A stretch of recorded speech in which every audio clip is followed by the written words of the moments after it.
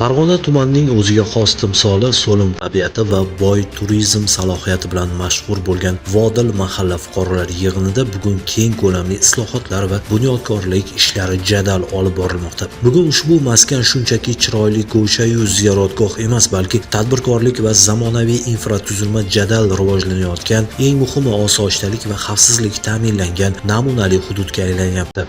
Umumiy maydoni 82 gektardan ziyod bo'lgan ushbu mahallada bugungi kunda 5692 nafar aholi istiqomat qiladi. Hududning asosiy iqtisodiy drayveri etib turizm va tadbirkorlik belgilangan. Hozirgi kunda mahallada faoliyat yuritayotgan 151 ta tadbirkorlik subyekti aholi bandligini ta'minlash va xizmat ko'rsatish sifatini oshirishda muhim o'rin tutmoqda. Bu yerda 58 ta savdo do'koni, 12 ta umumiy ovqatlanish shoxobchasi va aholiga sifatli xizmat ko'rsatuvchi maishiy obyektlar kecha kunduz faoliyat ko'rsatib, mahalliy va xorijiy sayyohlarni jalb qilmoqda. Mahallada tinchlik va osoyishtalikni asrash, jinoyatchilikni barvaqt oldini olish borasida ichki ishlar organlari xodimlari, xususan mahalla yetiligi tarkibidagi profilaktika inspektori tomonidan tizimli ishlar amalga oshirilmoqda.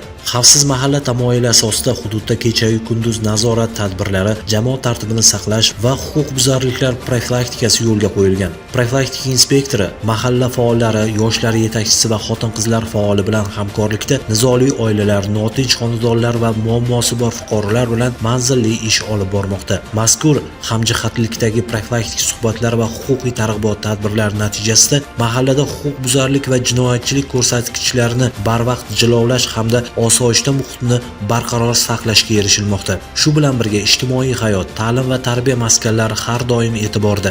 Ayni paytda hududda 580 nafar o'quvchiga ta'lim berayotgan 3 ta umumta'lim maktabi hamda 6 ta maktabgacha ta'lim muassasalari faoliyat ko'rsatmoqda. Ijtimoiy himoyaga muhtoj qatlamlarni qo'llab-quvvatlash va aholi muammolarini hal etishda mahalla raisi, hokim yordamchisi, xotin-qizlar faoli va yoshlar yetakchisi hamkorligida xonadonboy ishlash tizimi yo'lga qo'yilgan. 126 nafar xotin-qizlar va yoshlar daftardagi shaxslarga manzilli yordam ko'rsatilib, ularni bandligi ta'minlanmoqda. Mahalladagi 681 ta tomorqali xonadonlarda dehqonchilik va issiqxona xo'jaliklari yo'lga qo'yilgani oilaviy daromadlarni oshirishga xizmat qilmoqda. Profilaktika inspektorimiz bilan birgalikda har doim hamkorlikda olib boramiz. Hozirgi kunda ish faoliyatimda 8 nafar tazyiq zo'ravonlikka uchragan ayollarga himoya orderi berishgan va biz ularni yuridik, psixologik xizmatlarga yo'naltirganmiz. Bundan tashqari, o'z xohishiga ko'ra 2 nafar ayolimizni monomarkazlarda kasblarga o'qitish bo'yicha o'qishga joylashtirdik. Bundan tashqari 29 nafar hududimizda nogiron fuqarolar bo'lib, ularga ham o'zimizni ijtimoiy xizmatlarimizni taklif qilamiz hamda ularga o'zimizni yordamlarimizni beramiz.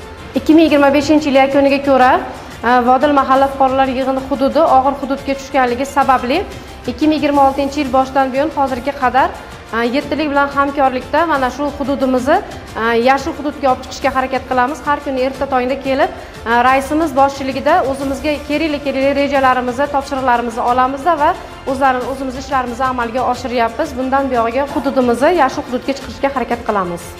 Birdamlik, osoyishtalik va bunyodkorlik ruhi hukmron bo'lgan Vodil mahallasi taraqqiyot va aholi farovonligi yo'lida yangi marralar sari dadil intilmoqda.